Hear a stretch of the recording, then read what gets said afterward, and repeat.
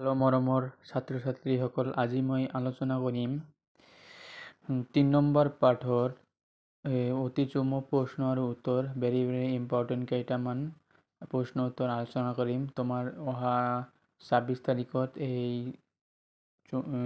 এইখিনিৰ পৰা অহাৰ সম্ভাৱনা আছে অতিকৈ।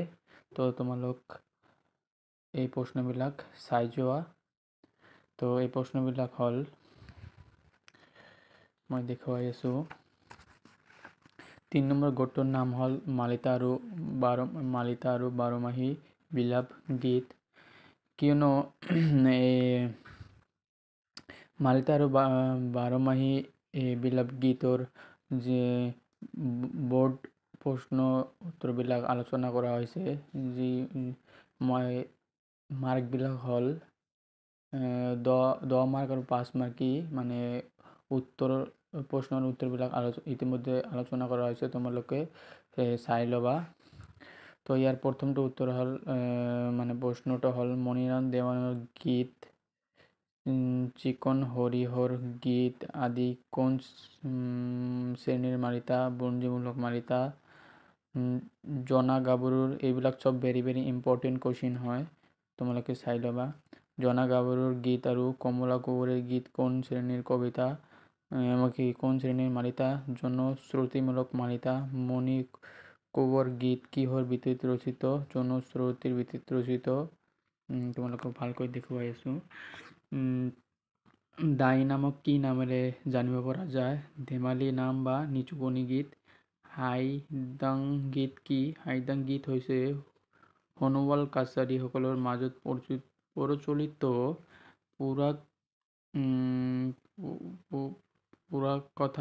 পুৰাকথা জাতীয় কাহিনী গীত বা মালিতা। এইবিলাক ইম্পৰ্টেণ্ট কুৱেশ্যন হয়, তোমালোকে বহীত নোট ডাউন কৰি পঢ়ি ল'বা। আৰু 6 নম্বৰ প্ৰশ্নটো হ'ল মষ্ট ইম্পৰ্টেণ্ট কুৱেশ্যন হয়, এইটো 2 মাৰ্কৰ অহাৰ সম্ভাৱনা আছে। তো 2 মাৰ্কৰ বিষয়ে তোমালোকে পঢ়ি ল'বা। কিংবদন্তিমূলক মালিতা কাক বোলে? ইয়াৰ দুটা মালিতাৰ উদাহৰণ দিয়া।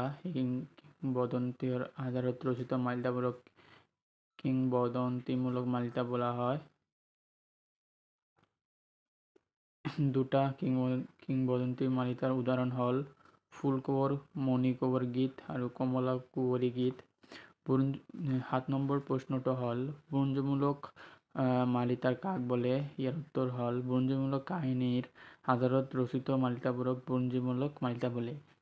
অতি সহজ প্ৰশ্ন হয় এইটো, যে বুৰঞ্জীমূলক মালিতা কাক বোলে, তোমালোকে পঢ়ি ল'বা এইটো। বাস্তৱিক মালিতাৰ উদাহৰণ দিয়া। দুবলা হান্তিৰ গীত, হাউদৰ গীত। তোমালোকৰ কাল্পনিক আৰু কাল্পনিক মালিতাৰ বিষয়ে ডাঙৰ প্ৰশ্ন এটা আলোচনা কৰা হৈছে আৰু উদাহৰণ আলোচনা কৰা হৈছে। তোমালোকে সেইটো প্ৰশ্ন চাইছা, তোমালোকে বাস্তৱিক আৰু কাল্পনিক মালিতা কাক বোলে এইটো বিষয় আৰু উদাহৰণবিলাক পাই যাবা। এইটো পঢ়াৰ কোনো নাই, তোমালোকে এইটো পঢ়িলে পাই যাবা আৰু এইটো মনত ৰাখিবা। জনা গাভৰুৰ গীতৰ নায়ক কোন? গোপীচন্দ কোঁৱৰ।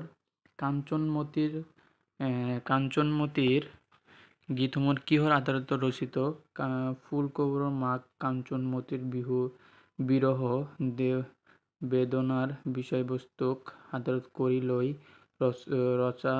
ৰচা হৈছিল এই কাঞ্চনমতীৰ গীতসমূহ। তো ইয়াক ৰচিত হৈছিল এইটোৱে। হৰদত্ত বীৰ দত্তৰ গীতসমূহৰ মূল বিষয়বস্তু কি?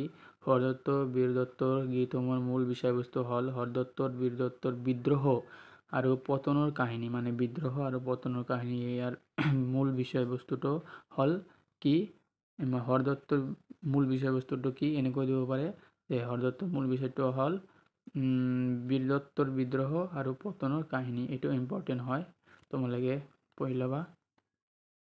হৰদত্তৰ কন্যা কোন আছিল? তো হৰদত্তৰ কন্যা আছিল পদ্মকুমাৰী ওৰফে পদম কুঁৱৰী। যদি কয় যে হৰদত্তৰ কন্যা ওৰফে কোন আছিল, তো পদম কুঁৱৰী আছিল। এইটো মনত ৰাখিবা। দুটা আছে, পদ্মা কুমাৰী আৰু পদম কুমাৰী। ফুল কোঁৱৰৰ মাক কোন আছিল? ফুল কোঁৱৰৰ মাক আছিল কাঞ্চনমতী। তো ইয়াৰ এটা ভেৰি ইম্পৰ্টেণ্ট কুৱেশ্যনটো হ'ল এইটো মালিতা বা ব্লাড কাক বোলে? মালিতা বা ব্লাড কাক বোলে? এইটো মোষ্ট ইম্পৰ্টেণ্ট হয়। এইটো মোষ্ট ইম্পৰ্টেণ্ট হয়। তো এইটো বলিবা মালিতা বা ব্লাড কাক বোলে? ফুলৰ মালাৰ দ্বাৰাই ধাৰাবাহিকভাৱে গাঁঠি থোৱা গীতবঞ্জক কাহিনী হ'ল মালিতা বা ব্লাড। আৰু এইটো মানে অলপ লিখি দিবা যে ফৰাচী ভাষাৰ বিলাৰৰ শব্দৰ পৰা এই শব্দৰ উদ্ভৱ হৈছে। ইয়াৰ অৰ্থ হ'ল নৃত্য। এইখিনি যদি লিখি দিয়া 1 মাৰ্কৰ দিলে তো হৈ যাব, 2 মাৰ্কৰ দিলে তোমালোকৰ 2 মাৰ্ক ফুল মাৰ্কটো পাই যাবা। তো তোমালোকৰ এই যে অসমীয়া লোকসাহিত্যৰ বোৰ্ড প্ৰশ্নবিলাক 4টা পাৰ্ট আছে। 4টা বোৰ্ড প্ৰশ্নবিলাক ইতিমধ্যে আলোচনা কৰা হৈছে, তোমালোকে চাই ল'বা। আৰু